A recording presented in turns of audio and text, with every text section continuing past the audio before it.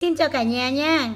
Trong lúc Alisa đang chờ đợi cái tóc nhuộm của mình nó lên màu á, thì Alisa điệu một chút, Alisa trang điểm một chút xem nó như thế nào. Mọi người nhìn thấy sao? Cái màu son này như thế nào, rất đẹp đúng không? Nhưng mà Alisa vé cái miệng chưa được đều á. Người ta bảo rồi, không có gì khó, chỉ sợ mình không tự làm đẹp cho mình mà thôi. Alisa cũng khá là thích làm đẹp.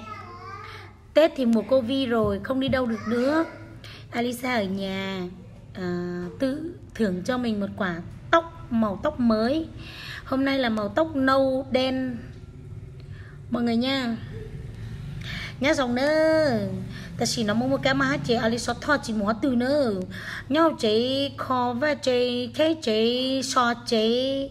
Ta chỉ nó muốn to cho là một già là giờ chỉ tao lo Lucy cho là một ăn dứa nữa nhở. Chị cú hộp đánh khóc bánh ni sai của cha khóc bánh ni của bánh lúc khăn dâu ni bên nhà cha mong là nó cho chụp bánh luôn chưa một đó này đi dấu sẽ thấy đúc cờ lên nữa lúc rồi mình đáo chuyện nhỏ món đó này.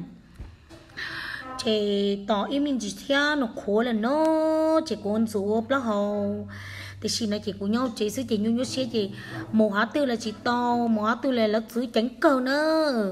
Ta chỉ nói chị nhớ lút chế xưa nữa một chị tỏ tư là nữa mua công lòng mua khổng đấy chị là mua của chị lo là nữa ba nhẹ yuột số yuống gai cho chế nhau chế xứ chỉ cả tàu trong là nữa muốn to thiết chị một ký mó là chị làm để coi nữa. Mọi người hãy chờ kết quả của Alisa một chút nữa. Alisa đi rửa cái quả đầu này nó sẽ như thế nào nhá. Không có gì khó, chỉ sợ mình không làm. Cứ thử làm xem có được hay không. Không có ai liều mà Alisa luôn á. Tự lấy cái đầu tóc của mình tự nhuộm cho chính mình luôn. Mọi người đợi một chút nhá. Đợi một chút sẽ có kết quả ngay thôi. Ni tái plia sẽ chê ni bỏ say của lũ to nó nửa của dòng lìa của sáng ở của cho một già đu cho chiều đến đây là nó giả đút so sai mình chỉ cho tàu nành cầu chi phút thiết thì của cho mình rúa block ho sai nửa dòng đi chả nữa nhá dòng ít là mình chỉ bên mặt các xin chít nữa.